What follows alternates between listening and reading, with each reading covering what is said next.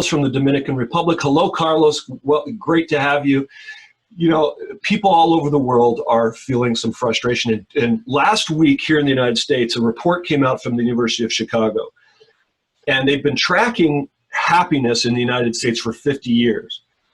And the report said only 13% of Americans are happy right now. 50% feel isolated and alone. Those are the lowest numbers in the 50 years that they've been measuring this. And so there's a lot of people that are feeling this frustration and dissatisfaction.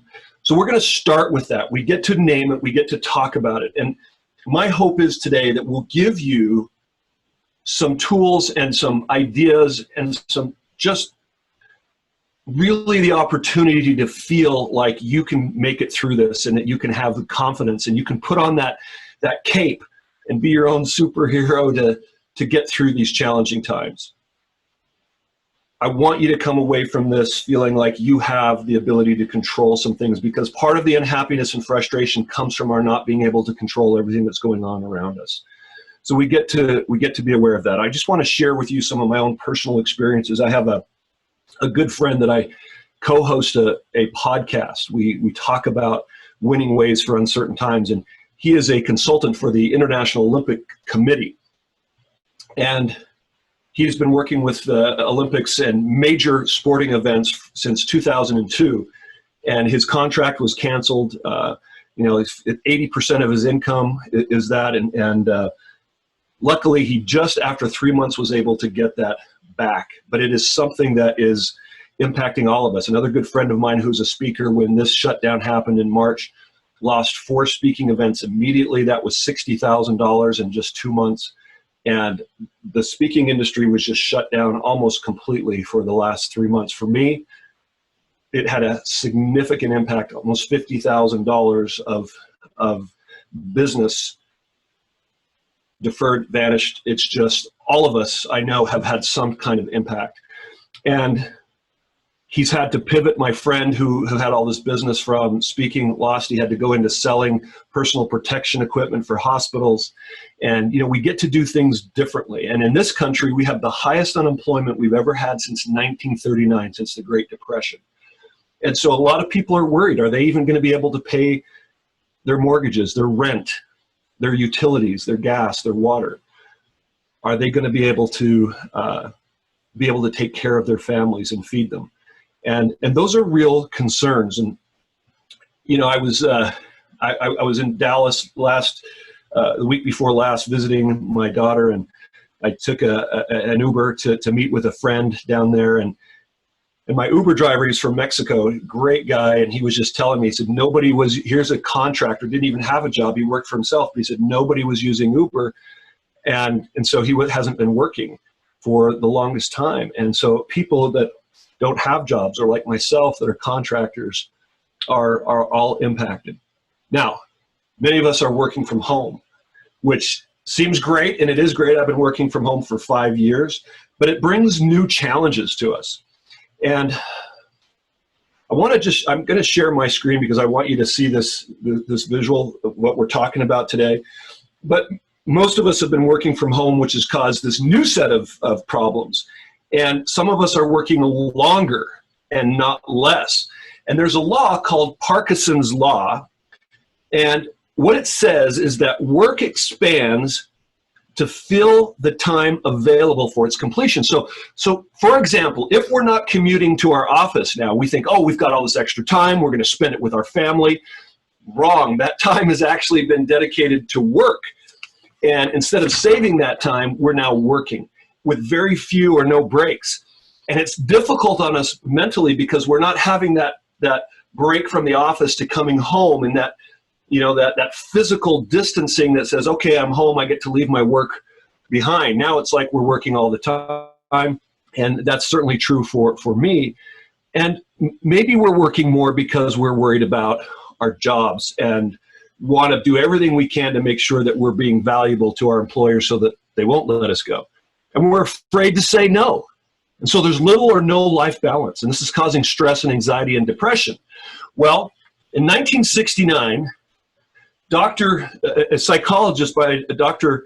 Kubler-Ross, her name is Elizabeth Kubler-Ross, from Switzerland, developed what's called the grief cycle. And this is very important for us to understand because it applies to us. It's not only to people who have died, but if you have somebody in your family that's happened to, we get to have compassion, but we get to understand what they're feeling and what's going on. But the same grief cycle applies to us with the anxiety, the uncertainty, and what's going on. And it's very important to know. But the first phase of this grief cycle is that sometimes, we're in denial. When all these changes happen, we say, oh, it'll be over in, it'll be over soon. And we avoid it. We just think, we don't think about it. Some people are confused. Some of us are, just saying, is this really happening? We're going to rationalize that it's going to be over soon, and we're in shock, or some of us have great fear. That's the first phase. From there, many of us move to what's called just anger. And we start to question and ask questions like, why me? Why is this happening to me? And we begin to blame others, like our boss or government or even other nations. It's so-and-so's fault that we have this problem. And maybe if you're a person of faith, you may ask, where is God? Or how can he let this happen to me? Or we could say things like, life is not fair. That's part of that phase where we feel this anxiety, frustration, and irritation.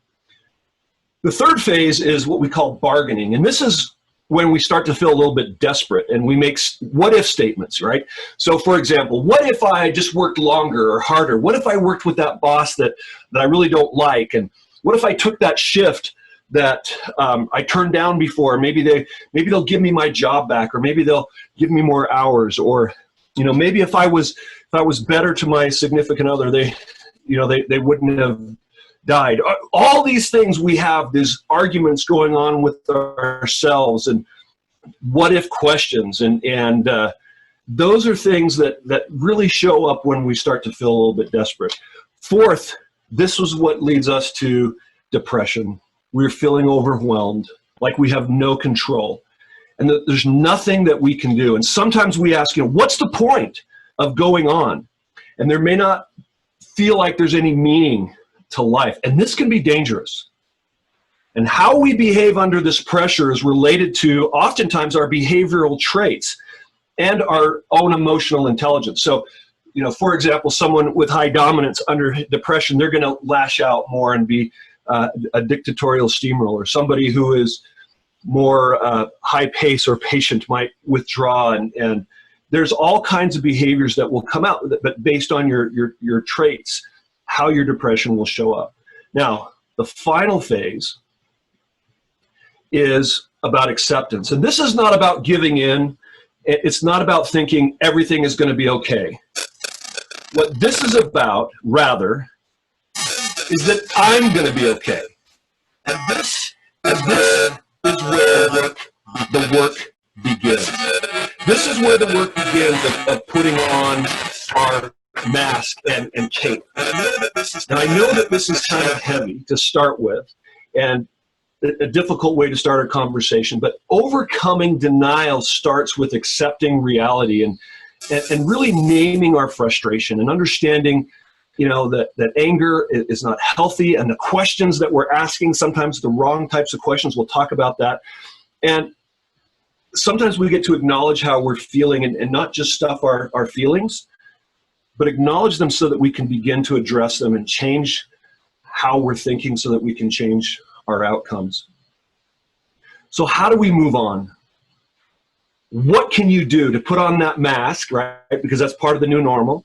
We get to do that. We get to be safe. We get to help other people be safe. And put on that cape, which represents you having confidence and just power to change your condition and be that superhero. And I don't mean in the sense of brash or self-centered. I'm talking about being able to step up and make changes to deal with the challenges that you may be facing. This is a discussion that is a leadership discussion. Many of you are very highly effective project managers and have technical expertise. Many of you have great leadership experience. So these are some things that maybe you already know, but I want you to be able to leave here today with one or two things that says, I can apply that and I'm going to be okay. You're going to be okay. Not that everything is going to be okay with the new normal, but you will. So let's talk about what are some of the suggestions that we get to do. Where do we start? Number one, we're going to talk about looking for the humor, looking for good in our circumstances, in our situations. So we'll get to that. Number two, we're going to talk about the power of questions. And number three, we're going to increase our gratitude. And number four, we're going to talk about what's called learned optimism. And number five, act as if, this principle I want to share with you. But before I do that, I want to take a little break. And I want to ask you guys a poll question. And I want you to, in chat, I want you to put in chat. And here's the question that I want you to answer. How do you currently feel about your job? And if you don't feel comfortable saying it, that's fine. In other words, I feel my job is secure. I'm concerned. Maybe I'm currently laid off. Maybe you expect to be. Just anything you feel like you're comfortable with sharing. That's number one. Question number two, how are you feeling right now? Never better. I'm okay. I am a little numb. I'm anxious and frustrated.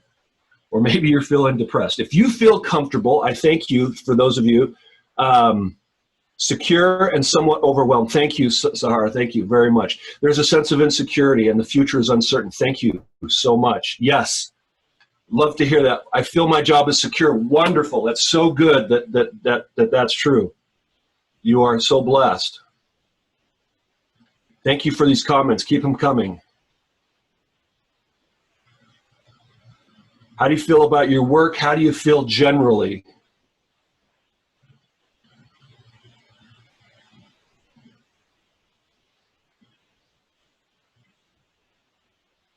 Stressed out, too much work. Yes, a lot of us are.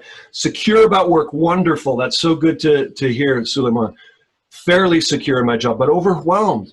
You know, one of the things that's happening is that with the last recession, companies laid people off, but the work still had to go forward. So more people, more work was done by less people. I feel my job is secure. I feel numb or okay going through these peaks. Thank you. I feel more vulnerable as families and friends are falling victim to the virus. Very normal. Thank you. My job is fine, but sometimes management made me feel that it is shaky. You're not alone. A lot of management gets to understand their impact. Secure, thanks to God. Yes. Feel so stressed and occupied. You're not alone. Thank you, guys. I'm happy to work from home, but my job is 50% secure and potential pay cuts. But that could end at any time. I'm working from home more hours trying to keep the head above water. Yes. I'm content. Good. Recently retired, which takes a lot of stress. Wonderful. Working the whole day. Sometimes I do not know what day it is. Me too. I understand. How I feel in general now is great. Energized, motivated, so great, wonderful. We're not used to WFH. I'm not sure what that is. And of course, time management is becoming a challenge. Yes, I feel secure. My job is secure. Even our management makes us feel that our job is not secure. Management, you guys, if you're in a management position, you have such a huge impact on your team. We have the greatest responsibility. If you want to change the world, it's wonderful to go and be a sociologist, but you want to change the world, be a manager and bless people's lives. It's the most noble profession that there is, and we impact people every day. So I'm comfortable with my job. That's great. I was dismissed from my last position. I'm quite frustrated to find my next job. You know what? It is difficult. I'm talking to people every day about what they can do. Don't wait for recruiters. There are things that you can do to be very proactive. And if you need to reach out to me, do, and I'll give you a couple of suggestions. Work-life balance is tipping off, not secured, laid off soon. Enjoy working from home, but sometimes hectic. Yes, work from home. Wow, feeling great as it's the weekend. Yes, job is secure. So many great comments. Thank you so much. Some of you are doing great. Some of you are concerned, and that's true of everywhere I go. So let's talk about what we get to do now to be able to help you feel a little more empowered. And we're going to start with a little bit of humor. Okay, we get to see the good in our circumstances. You know, we're talking about working from home, and I saw this this post that somebody who had to go to their company meeting from their bed to the living room, but they're still late. And they're starting to think that they're the problem, because no matter how far the commute is, you get to choose if you're on time or not. Right? Here's one that I love. Here's somebody, I just did this really hard escape room. I don't know if you guys know what that is. It's kind of a fun thing. But the coworker, you mean our Zoom meeting? People want to escape all these Zoom meetings they're having. This is what it looks like when, you know, audio only, and on the left and on the right is when we have the video. So you guys don't necessarily know what I'm wearing, but I'll show you. But this is what happens when we wake up 30 seconds before our Zoom meeting in the morning. It's how we look. And maybe you think you got all this time to do great things, but you still procrastinate, and it's you're not alone. This is what I love about today, is that, you know, we can dress however we want and be comfortable in our slippers, and have our meetings that are a little more relaxed. Maybe some of you are looking like this during the day. Well, this is me talking to you right now. You know, in my shorts and shirt. So we get to look for the good. You know, there is so much good happening right now. And one of the things that I want to share with you is that when we have these difficult times, we always gain experience. This is where we understand how to do difficult things. If I look back at the hardships that I've experienced, I always gain more experience. I always gain more skills. I gain more confidence that next time I'll be able to fight through this. And so look for the lessons that you are learning. You know, my children, I have 4 of them that are in college, including one of my son-in-law. And he's in law school, and he came home because all the Zoom classes this spring, and he had on a new T-shirt that had an insignia that said Zoom University, right? They hate these Zoom classes because they're not, all the professors aren't always that great, but they're now graduating from Zoom University. Number 2, when it comes to anger, frustration, and questions like why me, or why does God allow us to have, you know, happen, this adds to our dissatisfaction and our unhappiness. And we get to change the questions. When you ask why me questions, that causes you to place blame outside of yourself. If you want to be more powerful, change the focus of your questions. Instead of saying why questions, ask what questions or how questions. So for example, what can I do to find a new job? Who do I know that could introduce me to somebody? Because it's not always the people that you know. Your circle of influence is probably fairly similar to your closest friends, but who do you know outside of your circle of influence that could potentially introduce you to someone that has a job opportunity? What can I learn from this situation? Who is somebody that has insight that can teach me? When you start asking different questions, you see the mind has to answer whatever it is that you tell it to do, right? So if you say, I want to, you know, why is this happening to me? Your mind is going to work until it finds an answer. And something like, you know, it's because, you know, your boss doesn't like you, or because you're not good enough. I mean, it will create a story, and that adds to our anxiety and depression. But if on the other hand, you turn to solution-based questions, you know, what can I do to improve my resume? Now you all of a sudden have a productive direction to go. What can I do to make my LinkedIn profile more attractive to potential employers? You know, yeah, I told you my speaker friend pivoted into sales, and it's like he was out there talking, and he's talking about what we're talking about right now, and he started thinking, you know, who knows who's got opportunities that I could tap into. And a conversation led to an opportunity that's providing him a great income right now. And he's changing his approach and pivoting into something else that's helping him right now to get through this challenging time. You see, our minds are so, so powerful. I want you for just a moment, I'm going to check here. I want you for just a moment, I'm going to make sure that I want you to close your eyes. And whatever you do, okay, everybody's got to have their eyes closed. Whatever you do, do not picture a red bicycle. Okay, you just don't picture a red bicycle. I want to know how many of you are seeing a red bicycle.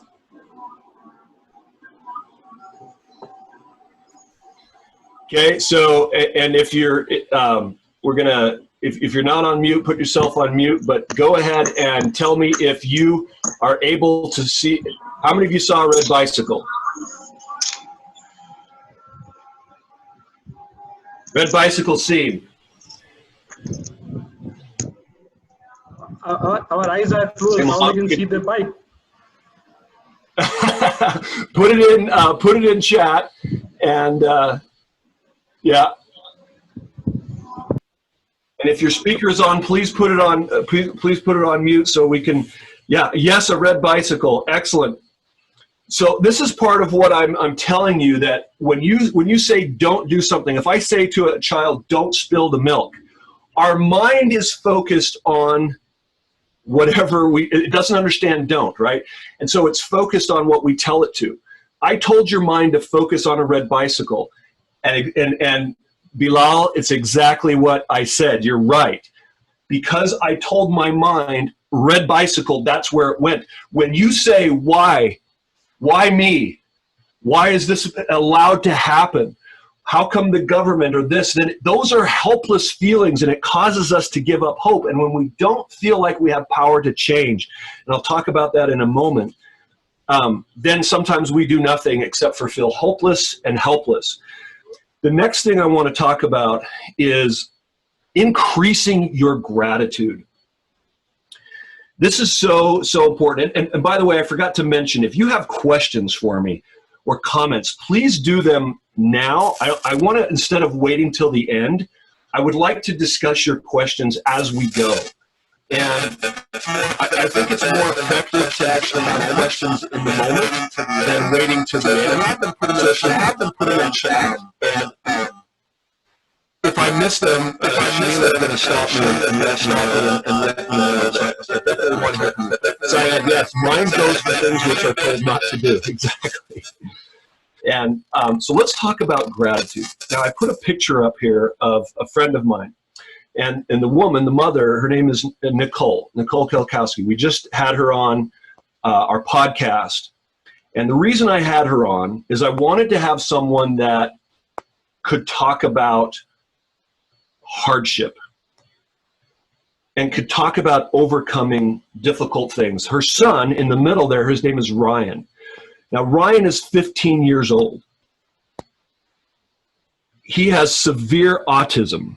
In addition to that, he has a terrible disease, and she never knows from one day to the next if he's going to die or what's going to happen. So it's every day is a gift for her. But growing up as a 15-year-old young woman, she ran away from home because she was abused and had a terrible childhood. But today she has a beautiful family, as you can see. And her two oldest daughters are in college, her youngest daughter, 8, Anna, and an incredible husband. But every day she is somebody that is so loving and so outgoing and loves to be with people, but she's isolated so much because she has to take care of her son, who cannot talk, who does not want to do things that he has to do. He has terrible pain and migraines, and he has to have breathing therapy. He doesn't want to do those things. He doesn't like to brush his teeth. And most days when she goes to hug him, he reacts negatively. And you know, she says, sometimes I just feel overwhelmed and I feel frustrated. And you know, sometimes she's literally curled up on the emergency room floor because they had planned on going on a trip, but he had a seizure and they had to take him to the hospital. And from one day to the next, she doesn't know what to expect, but she has to stop herself and refocus on the fact that she has this beautiful child that she considers to be a gift. that she thinks is every day is such a special thing to have because he's such a special spirit and person. And there are days that on special days that he will hug her, and it just makes everything all right. But when you focus on the things that you're grateful for, it changes your energy so quickly. Some of you may have heard me talk about my mother, and she passed away 35 years ago at a very young age from cancer. And I think about her life, and I can't be angry when I think about her. I'm grateful for everything that I learned from her, from the experiences I had from her at the end of life. And you can't have this negative and positive emotion at the same time. So what I'd like for you to do right now is I'm going to ask you to close your eyes once again. I'm asking you to trust me. Please close your eyes. And I want you to think of a situation or a memory that makes you smile, that brings you happiness. Go ahead and do that now.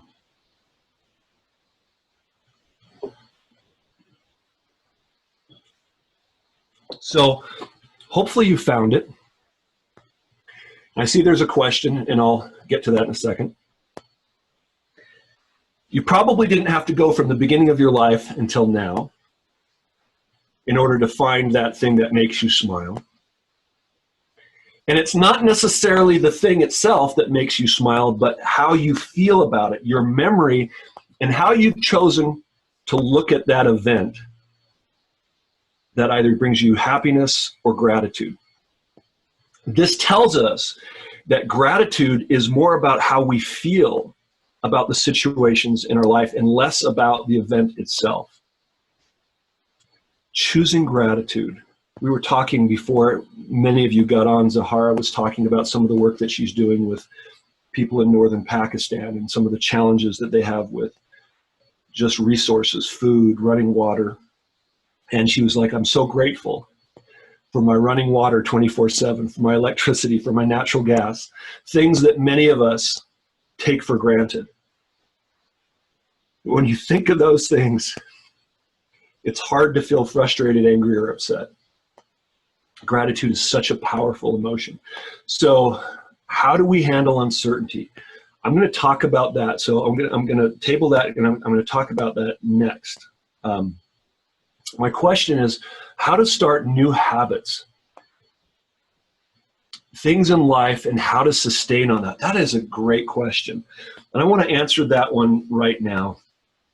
What I'd like for you to do is think about one habit that you feel like that would make all the difference to you in the world. It could be something very, very small. You know, I was talking to Shanila, and I'm so proud of Shanila. She's president of this chapter. She's stepping up. And one of the things that you and I talked about, I hope you don't mind, Shanila, I'm more comfortable taking risks. That didn't just happen all at once. Sometimes we have to do things that are uncomfortable. Play our violin and send it out to the chapter, for example. That's really risk. But sometimes what happens is that we're afraid to do something new. Think about the behavior that you would like, or the habit that you would like to create. And what I'd like you to do is state outside of the terms. So, for example, mindless understanding. Instead of saying, I need to stop doing, I need to stop not speaking up, right? Instead, state the behavior that you want. I will speak up more in meetings, for example. And then you get to do this. You get to, there's a process. I think this goes all the way back to Benjamin Franklin, if not further. It's called the daily questions. And I would only work on 1 to 2 habits at a time, because if you work on too many, you're right, it'll overwhelm you and cause you to defocus on the one thing that you could really improve. So focus on, for example, I will speak up more in meetings, if that's an example. And the question you ask yourself every day is, did I do my best to speak up today? To be more assertive today, to be kinder today. Whatever the habit is that you want to create, to listen better today. Did I do my best to listen today? And then what you do is every day, and this is what creates discipline, and it requires, not creates, but requires discipline. What I want you to do is I want you to get an accountability partner, and I want you to report to them by text by WhatsApp, whatever you want to do every day, and I want you to score yourself on a scale from 1 to 10. Did I speak up today? I did pretty good. Give myself a 7. Okay, you do that every day, and you put it on I have a spreadsheet and a grid. I keep track of every day of those behaviors that I want to improve. And I don't judge myself. If you have a 3 or a 4, don't beat yourself up. Just score it as is, and be honest, because it's for you. It's for yourself. At the end of the week, average your score. What this does is it puts focus on the behavior that you want to create. You do little things. If sometimes we think that change has to be big. Some things create big changes, but they're usually traumatic experiences. Most change comes with just little, tiny, consistent effort. If you get after a couple of months to where those scores are consistently 8, 9, 10, then you can start to work on a new habit. It's a self-coaching technique, and I hope I answered your question. That's the new habits. I'm hearing an echo. How's the sound, Shanila? Is the sound okay? Yeah, there was some ego in between, but now it's fine. Now it's fine. Okay, excellent. Let me know if the sound gets bad. I'll switch my microphone. I got this this fun mic right here. Okay, thank you for the question. So let's move on. I think I'll answer the other question in just a moment about, all right. Oh, so this is a picture of my mom, and I can't think of, she's such a beautiful woman, born in Canada. My father was born in Germany, so I'm the first in our family born in the U.S., but she died way too young, but I am so grateful when I think of her. And this is not long before she died. Here she is. She sang opera. She was a beautiful, beautiful voice. Here she is wearing a wig because her hair is all gone. She was a school teacher. Her students absolutely loved her. She taught English and French. She was a poet. She was so well-spoken. And what a beautiful woman she is and was. All right, so let's talk about learned optimism. Quiet that noise there for me. Focus on what you can control. And Austria, by the name of Frank, maybe, and what meaning therapy. And I want to talk about that, and I want to turn back to talk about learned optimism from Martin Seligman, and why this is important, because he's another psychologist that studied learned helplessness. And if you are an optimist, you found that from this doctoral student, he and Michael Page were studying what happened to animals when you gave them an electric shock, right? You put them in a little cage. Let me take I'm going to put the video back on. I'm going to tell you. So he put the dogs in a cage, and he would shock them for 5 seconds. And in one of the cages, they had a button that the dog could press their nose on, and the shocks would stop. And in the other cage, there was no such button. They just had to take the shock for 5 seconds. They wanted to see how that would impact their behavior. Then they took all the dogs, both ones that had the control, and they found that the dogs that had control were able to stop that and learn that behavior. Then they put them all in a pen that had a wall, and it had the floor that would shock them, and they would have associated sounds. So kind of like Pavlov's dogs, right? The bell would ring and the dogs would salivate. In this case, this bell would ring and they knew the shock was coming. And they had this wall that they felt the dogs could jump over. So the bell would ring, signaling that the shock was going to come. Now the dogs that had learned, most of them would jump on the bell.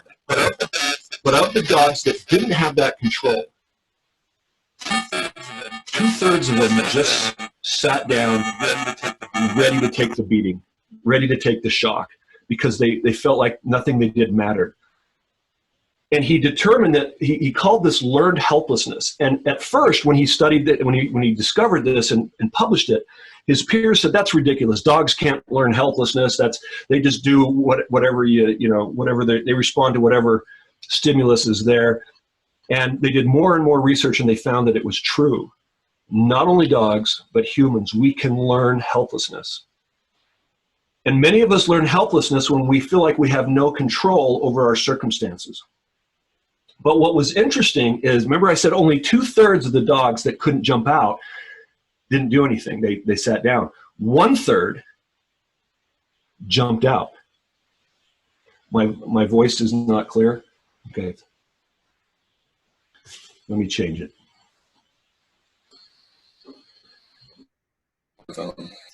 How's that? Is that all right? Okay. So what he was interested in is the 1/3 that jumped out, even though they didn't have any control. And he studied this for years in people as well. And what he found is what he called learned optimism. And Dr. Seligman found that if you're an optimist, you're going to behave differently. So here's what I want to do. I want to give you guys a scenario, and I want to see how you show up, all right?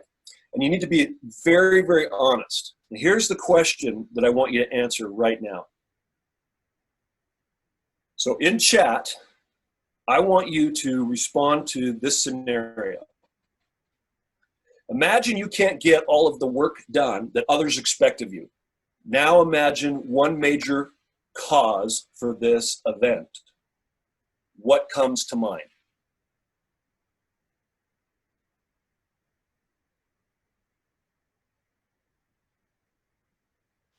I want you guys to answer. So you can't get all the work done that others expect of you.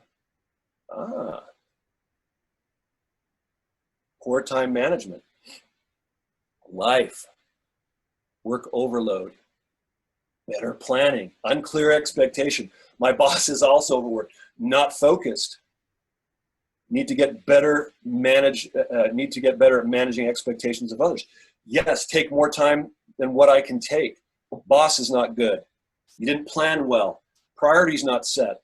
I was unable to manage time, or maybe there are tasks that I didn't have expertise in. Poor communication, didn't plan well. Not clear about goals, lack of workforce to distribute the workload. Excellent, all of these are great. Didn't prioritize.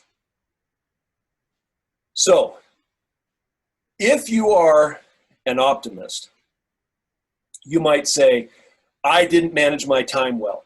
I allowed myself to get distracted. What that means is that the situation is temporary and fixable. And that can be a motivator to change your behavior or learn new skills to change your situation. On the other hand, Seligman's research found that pessimists are more likely to suffer depression and anxiety. And they might say something like, it's my boss's fault. It's somebody else's fault. I didn't have this, or I didn't have that. And they're blaming their circumstances, and they believe that the situation is unfixable and pervasive. In other words, they have no control. But if you're optimistic, you feel like, hey, the situation is temporary and I can have control. And I did a podcast recently talking about research that initially you would think that during the shutdown that extroverts would probably do worse during the shutdown because they would be separated from people that they know and love. But what's actually we found is that extroverts are doing better emotionally in lockdown, specifically because typically extroverts usually identify as optimists. And optimists earn higher grades. They are in school. They're less likely to drop out of school. Young adults are healthier and live longer than pessimists. They're more satisfied in their marriages. And they're more likely to stay in their jobs. And according to one study that MetLife Insurance did here in the United States, they sell 25% more. And in other professions like telecommunications and real estate and auto, and banking, optimists outsell pessimists by 20 to 40%.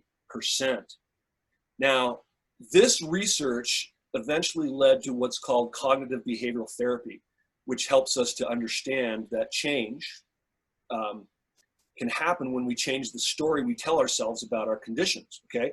So I wanna give you another scenario. Hardship, well, I'll do that in just a second. I wanna see some of these comments. Didn't prioritize, like, right. We introverts have lost our, yes. So Zahara, that's exactly what my wife says. Because she has low extroversion. She says, now all you extroverts are in the same close quarters with us, stealing all our alone time. It's exactly what she says. So thank you for sharing that. I love that. You know, hardships that we're experiencing can be a catalyst for positive change. You know, people who have illness, you know, people who maybe got diabetes and needed to change their lifestyle and got healthier, people who had heart disease, started to exercise more and make their heart healthier and live longer. So I know people who've gotten cancer. My mother passed away from cancer, my father stroke, but you know, my mom lived a lot longer because of the desire to be healthy. And she was healthy in the first place, but she did more. She did everything she possibly could. And so you can use this as a motivator for positive change. And this is a quote from Viktor Frankl that I just love. And you know, he developed this meaning therapy to give meaning to suffering and hardship. And this enables us to regain control. One of the questions that was earlier asked is, how do you get control? Well, you change the story. And the thing that Viktor Frankl did, his entire family was murdered. I'm going to just quickly tell you this story, take it off of this. His entire family was murdered by the Nazis during World War II in concentration camps in Auschwitz. And they took everything from him. But he realized that they could not take how he thought. No matter what they did to him, he had the ability to choose how he would respond. And he started to envision a future date when he would be released, when the war would be over, and he didn't know if that would happen, but he created this story in his mind that someday he envisioned himself giving a symposium on what it was like to have this hardship and how he was able to get through it. And he was talking in his mind to all these psychiatrists and teaching them about the importance of meaning. And he created this meaning of a situation that he had no control over. And he realized that he had control over his attitude and his thoughts. And he became an inspiration not only to his fellow Jewish captives, but to his captors. And they respected him. Of course, he lived through this, and he wrote several great books and brought us this meaning therapy. But here's the thing. I love this. It says, everything can be taken from a man, but one thing: the ability to choose one's attitude in any given set of circumstances. The ability to choose one's own way. That's what he talks about. And I'm going to put him back up here, and we gotta get cruising here. All right, I'm just taking a couple look at notes here. And a lot of times when bad things happen to us, that's the stimulus, right? A bad boss, or a bad economic condition, a layoff, or getting fired, or whatever happens, getting sick. That stimulus, and then our response, there's a space. Like something happens. Maybe you're driving or riding your bike and somebody cuts you off in an unsafe way. You have a moment before you can actually respond, because it takes time for your synapses to fire, but it is in that moment, in that space, that lies our freedom to choose our response. And that's where our growth and freedom comes from, is how we choose to respond to our negative circumstances. So for example, when something happens to us, that circle, right, is right there. But if we have our reaction that's automatic, like we say, oh, I'm German, so I have a bad temper, or I'm, Juan, you're from Dominican Republic. We Latinos, we have hot tempers, right? And so we blame our dead ancestors for our bad behavior. Well, that little gray area shows our power to change our circumstances diminishes because we're blaming outside sources, so nothing changes. On the other hand, if we decide that you get to assess how you're taking, if you are blaming circumstances in your life, and with today's time running out, we won't get into that, but if you really want to have greater power to put on that cape, when something happens, stop and think about what choices do you have. Ask those questions that I was sharing with you. You can be responsible. You can have greater passion. You can be more creative about the solutions. And when that happens, our power begins to multiply and our options increase. And so our response is so much more powerful when we stop and take that freedom that Viktor Frankl talked about. So I want to give you a scenario. And in Pakistan, the equivalent, I understand, of the FBI in the United States is the FIA. And this is kind of like your, special police, right? And so I want to give you a scenario, and I want you guys to put in chat. So you need to get ready to put your answer in chat. Let's say that you are dancing at a club, and I know in the Dominican they're doing the merengue, right? Wherever you are, you're in a club. Even if you don't dance, I don't.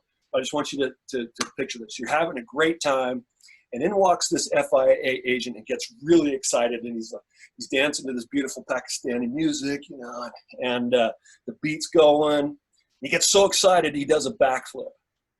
Now there's a problem with this because out of his holster falls his gun, and it hits the ground and discharges, and it shoots you in the leg. My question that I want you to put in chat is, are you lucky or unlucky? Go ahead and answer that now. Are you lucky or unlucky? You just got shot in the leg.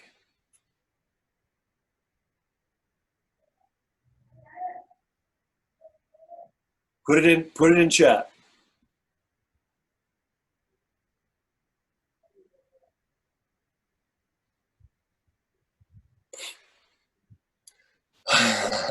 Okay, we've got, oh, wow, we got a bunch of this show. Lucky did not die. Lucky, can I be both? I love it. Lucky 50-50. Lucky, because I didn't die. Lucky, everything happens for a reason. Well, yeah, the gun fell out because the guy did a backflip. That was the reason. Lucky not to die. Lucky if I got shot in my leg. I am lucky to be shot in the leg and not in the heart, but unlucky to be the one shot. Yes. Hopefully you didn't get disabled. Lucky you could have been shot in the head. Lucky you didn't get shot near the heart of the brain. So great answers. Lucky that somebody else didn't get shot. You took one for the rest of the team. Obviously people say, well, I got shot, so I'm not lucky, but you're still alive. And this was an accident. And this actually happened here in the United States in Denver. I know many people think, we're the Wild West out here, but an FBI agent went into a club and started dancing, and his gun fell out when he did a backflip and shot somebody in the leg. And I'm laughing because we get to have a little bit of humor. The person survived, and the bar or the club gave that person drinks for life, and so it's a happy ending. We get to look at our circumstances, our hardships a little bit differently. All right, let's get back to this. We have a few minutes. Thank you so much for your comments. I really appreciate these. Another Viktor Frankl comment, when we can no longer change the situation, we are challenged to change ourselves.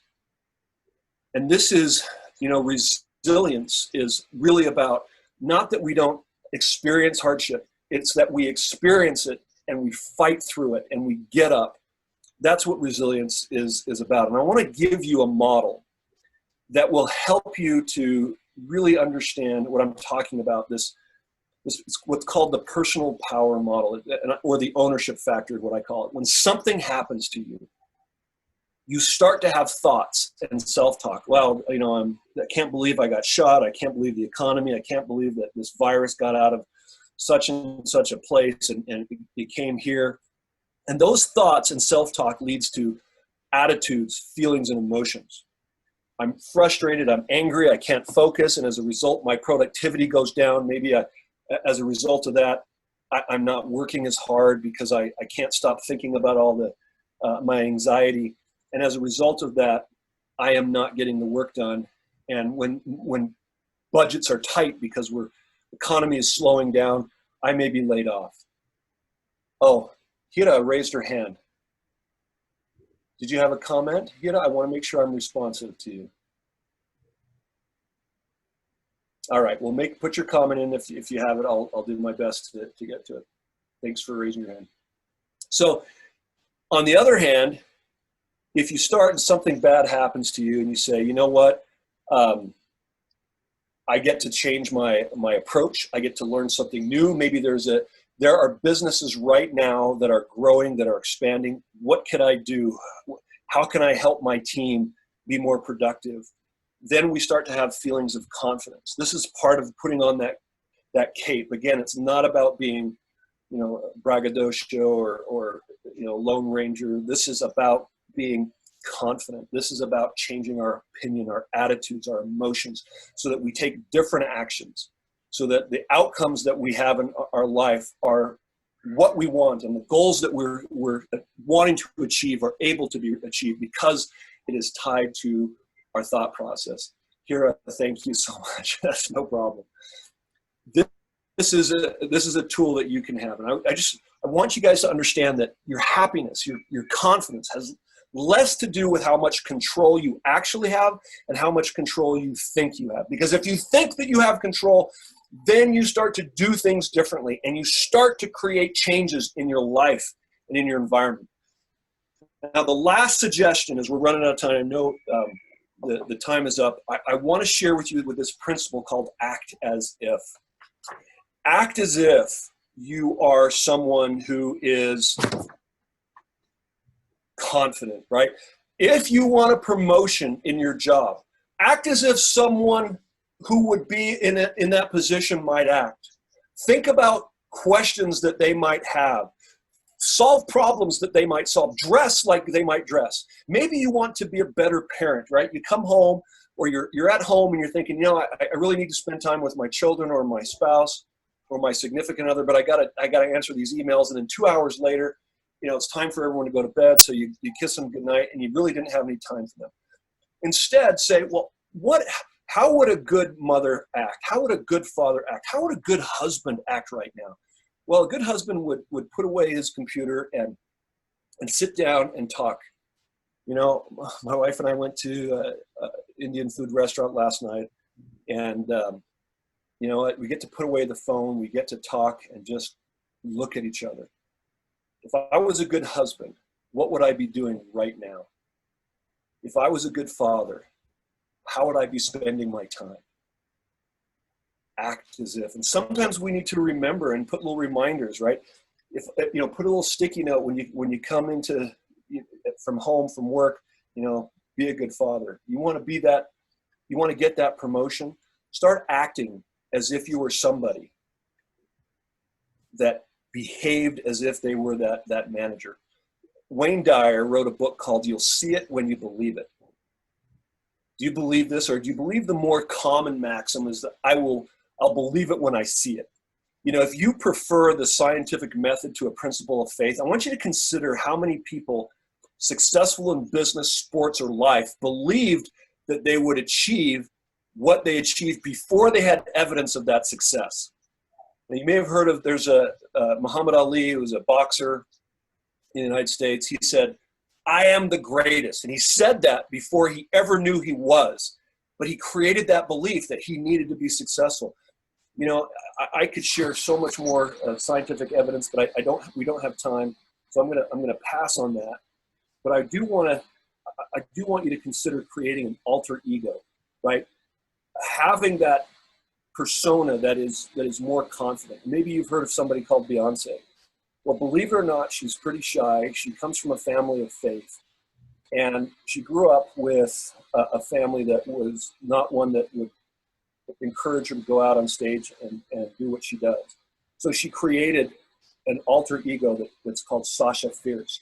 And she steps into this ego that she can step out on the stage and be the person that she needs to be. And then when she comes out, she's her natural, humble self. You may know Clark Kent and Superman, right? One is the humble reporter, and the other is this powerful superhero.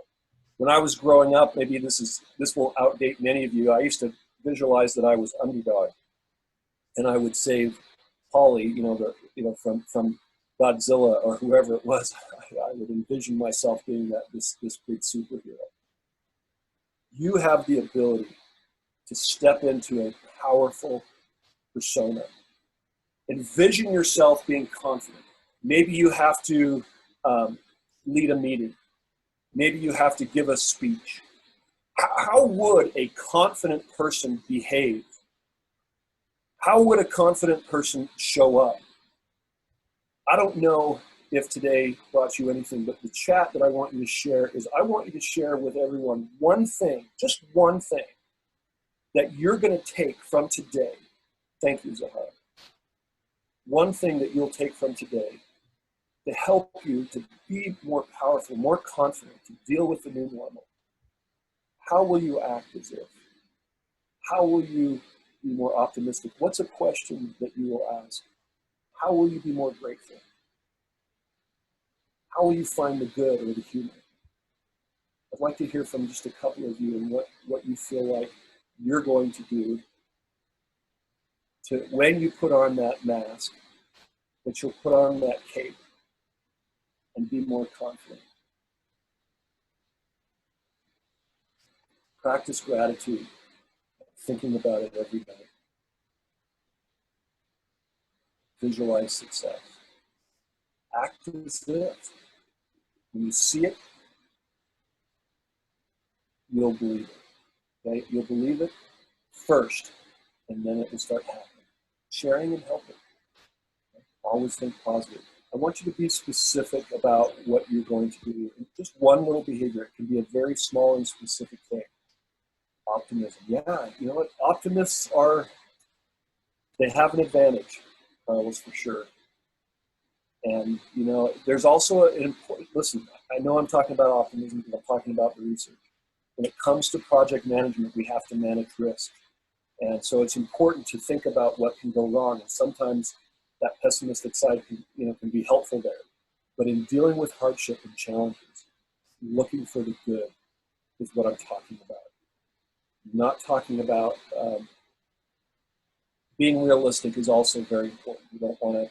We don't want to overestimate our abilities so that we become disappointed. I have trust in God, yes, and He will do better for us. You know what? He gives us these experiences. This is my firm belief that part of the reason we're here on this earth is to gain experience. It's not so that everything is smooth and everything is wonderful all the time. We don't learn from that. There's no opposition there. Think about exercise. You need to have, you need to have gravity. You need to have, opposition, climbing the hill rather than smooth. You need to have weights to build your muscles. Life is meant to give us experience, to help us to grow. And God gives us these opportunities. He gives us the ability, this is my belief, to gain experience and strength if we trust and we're willing to learn and do things that we are uncomfortable doing. Prepare for the worst. Gratitude. Thank God He will give us the time and resources. He gives you so much. The brain that you have, the heart that you have, He gave you that. Thank you so much for your time this evening. And any other questions or thoughts? Shanila, I turn it back over to you.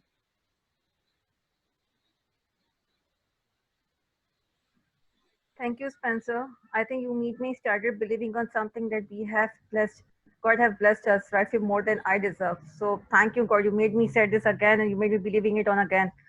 So thank you for your session. I think you have answered all the questions I think were there in the chat window. Just want to know anyone would have any other question, because you know what, the more I'm thinking about this, the more I'm thinking about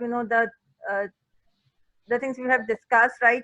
I'm feeling myself that when we have started our discussion today, I was telling you, I'm not afraid of taking risk, right? And now I'm thinking of, I'm not going to feel afraid of taking risks for good, right? And I will go for it. Right? And I'm sure, you know, everyone who is messaging on this chat window, they are all talking about the same.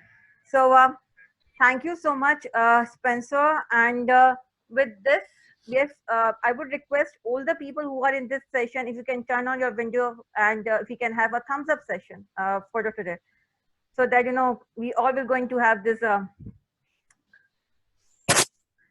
video with Spencer. So yep, if everyone can open the video and if you can have this thumbs up session picture, let me just open mine as well, so then I can have this. Um, let me just remove the spotlight and let me just have the You guys are awesome. thank you You know, so much, it is. Spencer. Yeah. It's so good to be with you. If you would like to reach out to me, unfortunately on LinkedIn, I'm almost maxed out with 30,000 followers, so I don't often take followers there. But reach out to me on Facebook, on Instagram, and I'd love to have you. I have a podcast if you're interested. Of course, all free. We have some of these great stories. We have guests coming on. We're actually going to have Fahad come and join us. But, you know, so far we have about 20 episodes that with suggestions that you can just hopefully